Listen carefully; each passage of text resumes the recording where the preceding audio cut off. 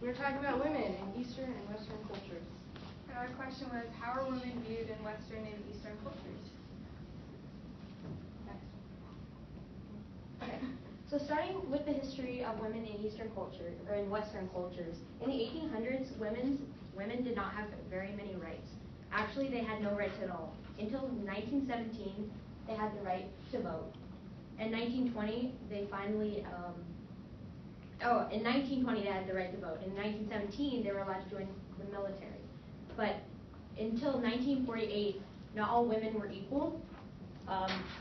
They allowed African American women and Asian women to vote almost 28 years after they allowed white women to vote. And in 1960, there was a law passed that equalizes the pay between men and women. And that isn't fully in effect today, which you'll see later in our presentation. We have some statistics. But as you can see here, in the 1900s, the modesty was a lot greater than compared to today. And today, we have the opportunity for women to work and have jobs, which in the next slide, you will see in Eastern cultures that is not the same. So as you can see, there's no clear flow because Eastern culture has not progressed as far as Western culture. Actually, in 1967, Iranian women and Afghanistan women, they had the opportunity to wear not very strict, they didn't have very strict clothing regards, but today their culture has become a lot more strict and they have to wear burqas covering their face and their eyes and the rest of their body. And women today in Eastern cultures usually work and they don't work in a job that's high paying. They usually work for their family and they cook at home to raise their children. And to kind of build on what Paige was saying, a lot of the reason women's rights aren't progressing is because of religious and social ideas. In the Islamic holy text, it's only ever been translated by men, so that's obviously going to have a bias. And in Islamic religion, I read things that have been translated by these men that women have been traded for weapons and goods and then to make peace with their enemies. Confucius is usually a religion in China, and they believe a lot of the same things. Women are more objects and used for money rather than people themselves. And then in North America, Western cultures, it's more of social ideas and social media that create stereotypes. To continue on that, Afghanistan here, as Paige also touched on, they are to dress in burqas, which is head to toe. I'm pretty sure a hijab is just the face. And then in China, to build on the religious aspect, women are viewed as products. So sex trafficking and sex trade is really big. In Latin America, women are recruited into gangs because they fly under the radar because they are women. And then in North America, we have to be nude to get money, I guess you can say. Modesty isn't as big. The less you wear, the more money you tend to make.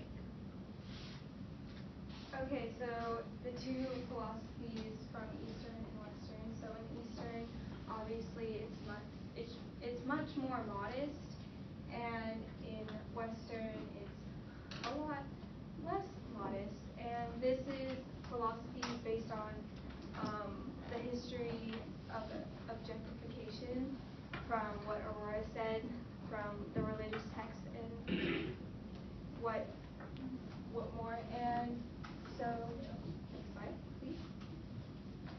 Okay, so obviously these philosophies are shown in artistic expressions such as music videos, video games, song lyrics, and cinema and media. And especially in media, it highlights hyper-masculinity and hyper-femininity, so it solidifies gender stereotypes and roles, and it causes gaps in inequality.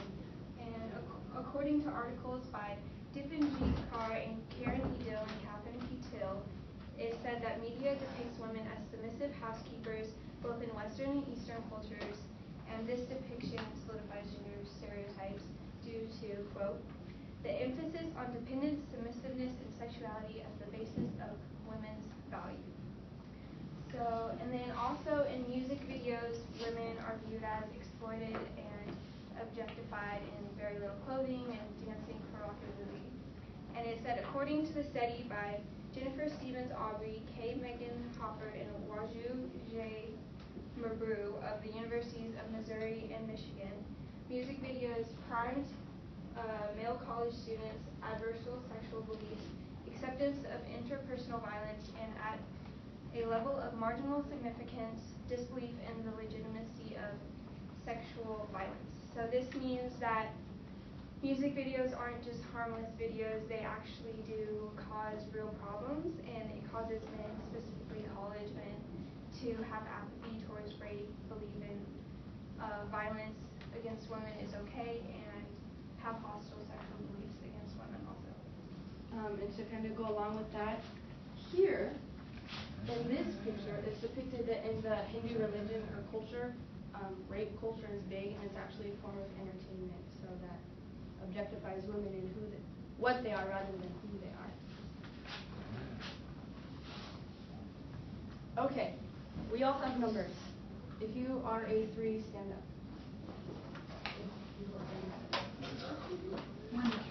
Just one of you stand up. Okay, just stand up. Just keep. According to the Australian Human Rights Commission, 1 in 4 women are sexually harassed in the workforce. So if you were in an office, this is the probability somebody was sexually assaulted or raped. Sit down. In Eastern and Western cultures, women are normally found in high-ranked jobs such as CEOs and management, because in societies, many high-ranked jobs aren't good for women because men are typically looked at as the higher role, more powerful. Many women are mainly viewed as housekeepers and childcare providers. They aren't given time to have a full-time job, and even when they're given time to have a full-time job, they're not paid like the man should be. Like white women, they earn only 77 cents to a man's dollar, and that's different for every race. A black woman would only earn 69 cents to a man's dollar, and a Latina woman only earn 57 cents to a man's dollar. Many cultures in the Eastern and some Western cultures, they encourage women to stay home and not to even try for a job. This makes it hard for a woman to provide for herself, and she has to rely on her partner to work and make all the money for them.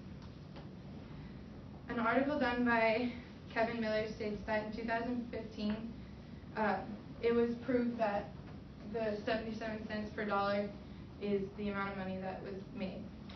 This problem also occurs in professional athletics, and a study done by the Alpine University, the average paycheck for a male basketball player is $45 million, and a woman playing in the NBA, WNBA, only earns $72,000. So the pay gap is really real. Another example is a professional golfer won a championship golf tournament and was only given half the amount of prize money a male won, and competing in the same weekend, playing the same sport, was only given half the amount of prize money for doing the same amount of work preparing for the tournament in their job. Alright, so we came up with some solutions, and one of the big solutions we came up with is that education should be more accessible to women. If we educate our women through Western culture and Eastern culture, especially Eastern culture, we will be given the opportunity to get the same jobs as a man, and when we get jobs, we will start making money, and hopefully in turn make the same amount of money as men. And going off of that, education, if we educate our women, if we educate our culture about this issue, then hopefully we can bring equality between a man and a woman together, and this will create a better culture for women and all cultures throughout the world. And then we have works cited slides, so that's it.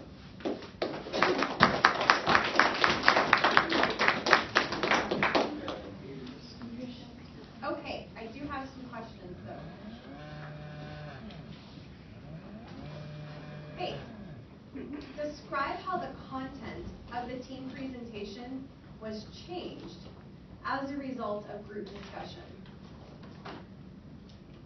Well, we had a political lens also, and so it was about how conservatives and liberal people view women and women's rights, but it didn't really fit with our thesis very well, and so we decided to not add that into our presentation, even though it was good, but it just didn't flow, I guess.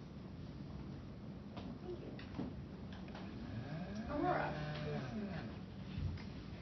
give one specific way your thinking changed as a result of learning about Bailey's findings.